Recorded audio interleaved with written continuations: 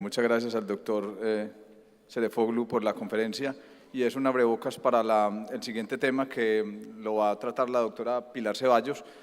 Pilar ha sido un miembro activo de la Sociedad Colombiana de Urología del capítulo de Sexualidad y Reproducción, ahora está radicada en Canadá y nos va a hablar de las nuevas tendencias y los nuevos medicamentos que hay en disfunción sexual femenina en este año, en 2017. Bienvenida, Pilar.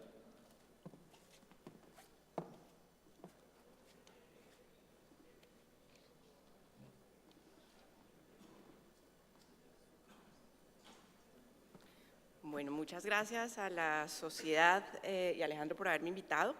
Vamos a hablar hoy un tema que es un poco difícil, es un tema amplio, pero afortunadamente es amplio. Digamos que hace algunos años no podíamos decir que teníamos una gran cantidad de cosas por decir acerca de la farmacología en disfunción sexual femenina.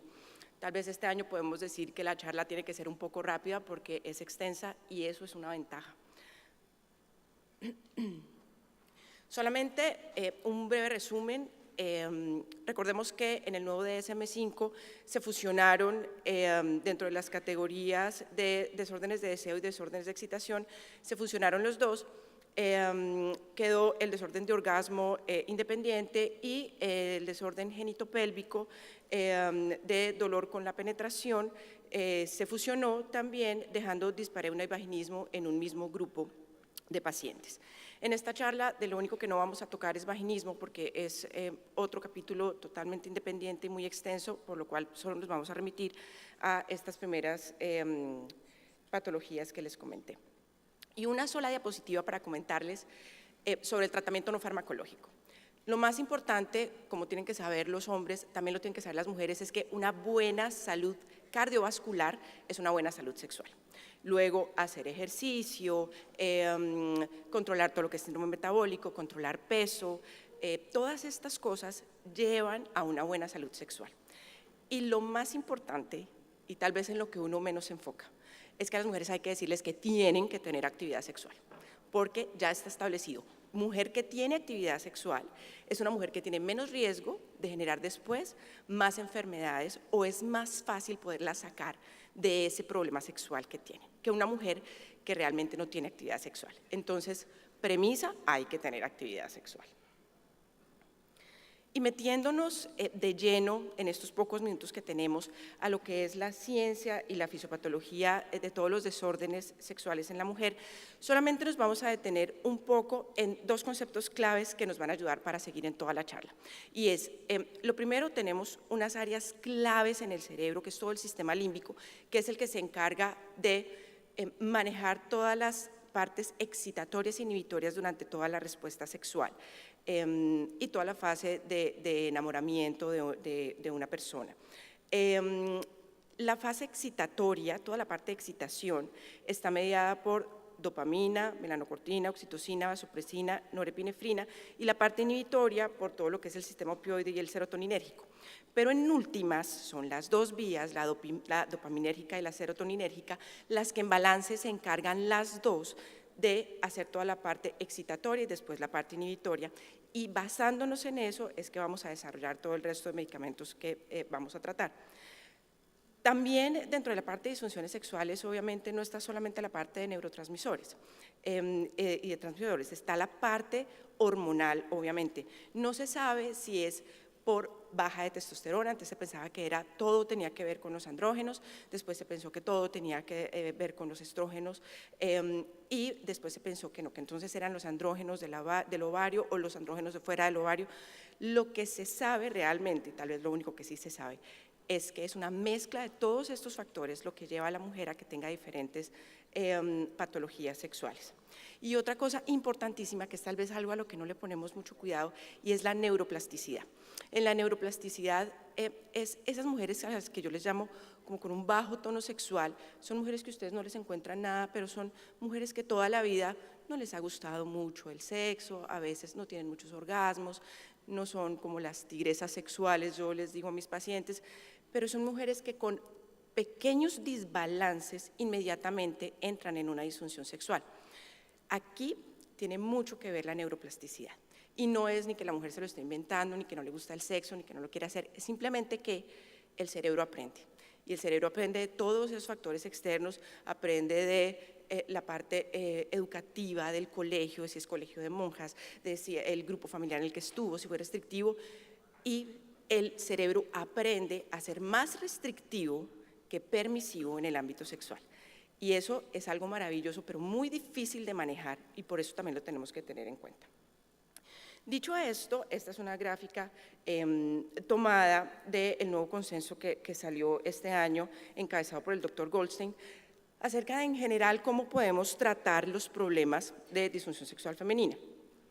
Toda la parte que habla de la parte funcional y la parte cortical frontal, ¿sí?, es toda la que se debe tratar con terapia cognitiva, terapia de enfoque en placer, terapia sexual, terapia conductual, sí, que es algo que nosotros como urólogos no manejamos mucho, pero que tenemos que tener en cuenta porque toda esta parte de neuroplasticidad se maneja con eso.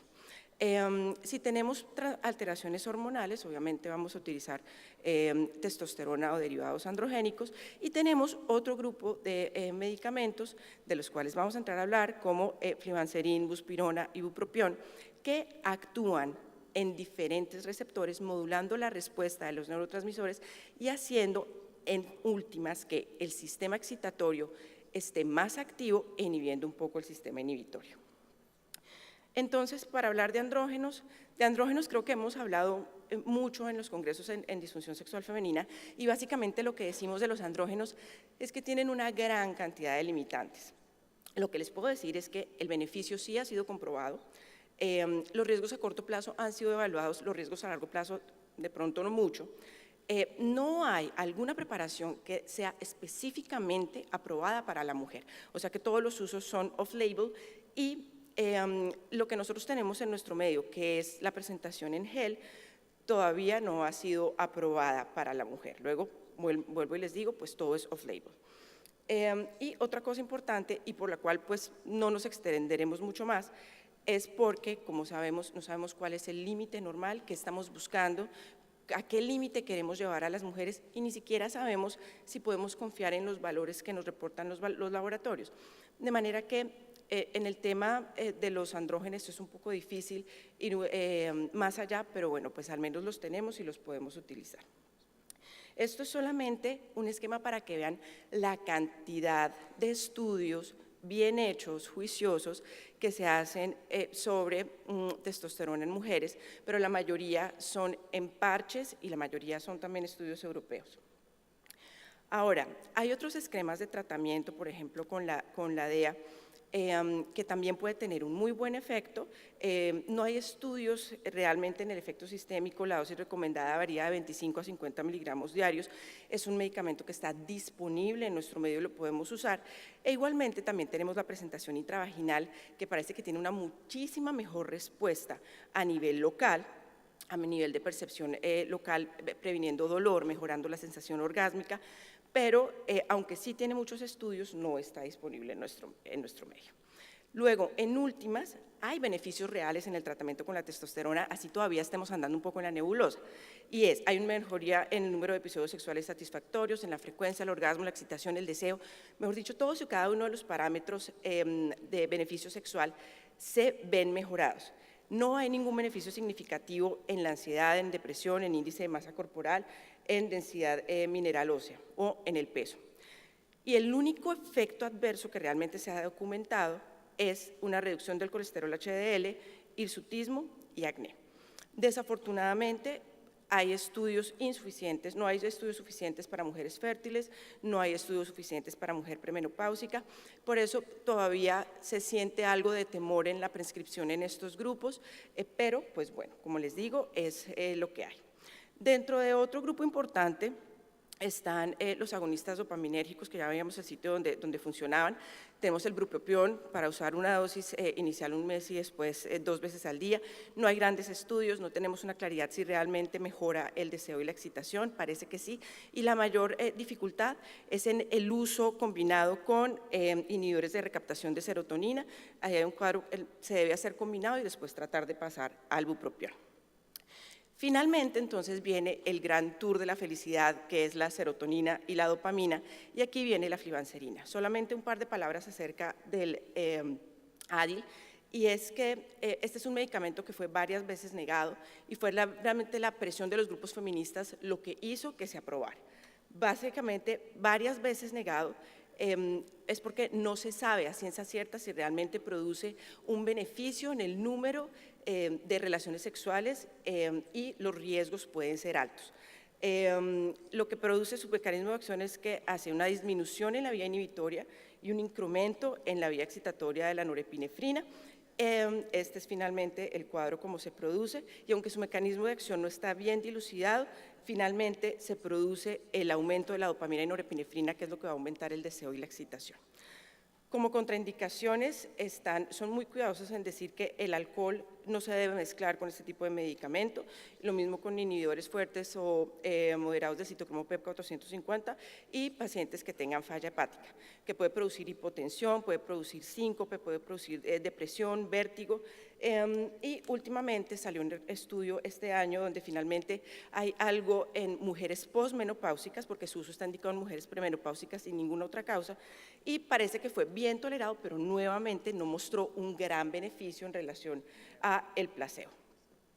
En últimas, las revisiones que se han hecho, sobre todo en la filoxasterina, lo que nos dice es que tiene más o menos un 0.5 de mejoría en eventos sexuales al mes, que hay un aumento clínico y estadísticamente significativo del riesgo de vértigo, somnolencia, náusea y fatiga, y el beneficio clínico es marginal con eventos adversos que son muy importantes. Luego, todavía no creo que hayamos llegado al medicamento ideal. Hay otros tipos de medicamentos que se utilizan como la oxitocina.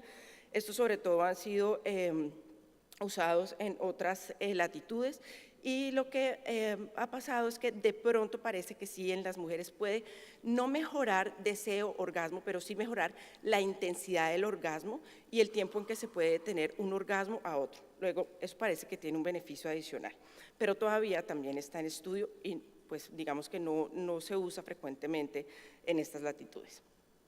Y otros que son más que todo estudios japoneses, donde se usan extracto de placenta o se usan combinados vitamínicos, donde pareciera que hay un buen efecto en cuanto a la fatiga y todas las alteraciones generales que se producen durante la posmenopausia, pero no hay estudios específicos sobre el aspecto sexual. Quiero hacer al final, como la parte menos densa de la charla, el tratamiento ya de la parte local y sobre todo de la parte de la atrofia vulvovaginal y el manejo del dolor. Aquí tenemos, en este esquema ven todas las posibilidades. A mano derecha está toda la terapia hormonal, que es más que todo usada por urólogos, por ginecólogos, y hay otro tipo de medicamentos que nosotros, aparte de lo que sabemos de la parte hormonal, también podemos usar. Lo que les quiero decir es que hay otro tipo de manejo aparte de los compuestos hormonales, que en mi concepto deben ser primera línea de manejo, y muchos comparten ese concepto. Ahí están los hidratantes y humectantes vaginales. Son medicamentos que no se contraindican con ningún trastorno hormonal, con ningún tipo de cáncer. Cuando se usan combinados funcionan perfectamente. Tienen diferentes bases, glicerina, silicona, y aunque muchos que no están en nuestro medio, como ese Replens que ustedes ven ahí, que son geles policarbofílicos y óvulos de ácido hialurónico, sí funcionan muy bien y hacen que las células se descamen, se hidraten, y al lograr que la paciente los use permanentemente, mañana y noche, se logra una muy buena tasa de respuesta y no estamos usando medicamentos hormonales. También tenemos otros óvulos, que son los óvulos de DHA, que ya les había comentado, desafortunadamente no están presentes en nuestro medio, y como comentaban en la charla anterior, el ospenfeno es un muy buen medicamento que ha mostrado tener una gran efectividad recientemente para las mujeres, pero pues todavía no lo tenemos. Y un último detalle para, digamos, no dejar de un lado la parte local en la cual podemos manejar el orgasmo, y es el tratamiento local para mujeres que tienen dificultad con lograr orgasmo. El primer manejo que le debemos dar a una mujer con trastorno orgásmico es manejo vibratorio local. Se sabe que los nervios dorsales son estimulados por el proceso vibratorio, se produce una gran vasodilatación y al producir la vasodilatación se produce la excitación. Si este primer paso, que además hay vibradores para todo tipo de mujer, con todo tipo de gusto, las tecnificadas, las no tecnológicas, si este primer paso realmente no funciona en la mujer, lo que tenemos que pensar es que no existe el suficiente flujo sanguíneo que produzca la dilatación venosa y finalmente la excitación. Entonces, aquí vienen los dispositivos de succión. El dispositivo de succión actúa como una bomba de vacío y lo que hace es que forza la entrada vascular y mejora el grado de excitación. También se ha pensado en la neuromodulación sacra porque se ha visto que en las mujeres que utilizan el Interstream para sus problemas de incontinencia han tenido una mejoría en su percepción de orgasmo y en lograr orgasmos.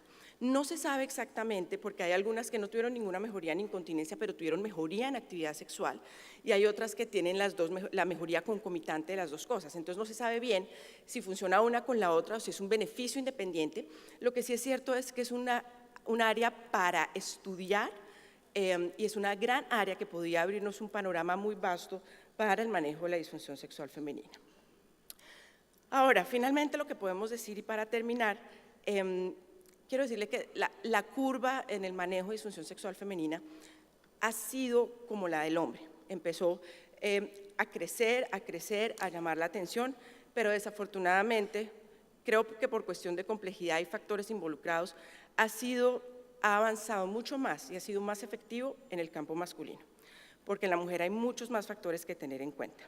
Sin embargo, el campo farmacológico femenino, como se dieron cuenta en esta rápida revisión, está abierto. Pudiéramos detenernos en cada diapositiva 1000 horas, explicar específicamente qué más podemos hacer. Lo que sí ha pasado es que hasta ahora la mayoría de medicamentos que tenemos producen una gran cantidad de efectos secundarios, no tenemos terapias establecidas, la mayoría de las cosas que usamos las usamos off-label y tenemos que tender a que los medicamentos sean no solamente efectivos, sino que también sean seguros. Y por ahora lo que tenemos es poco efectivos y más bien inseguros. La otra limitante que tenemos es que no tenemos unas metas claras hormonales a las cuales queremos llegar, pero sin embargo los últimos estudios muestran que de pronto vamos por buen camino. Nuevamente, como les contaba hace un año, puede que todavía no se haya hecho el milagro, pero parece ser que alguien está oyendo nuestras plegarias. Muchas gracias.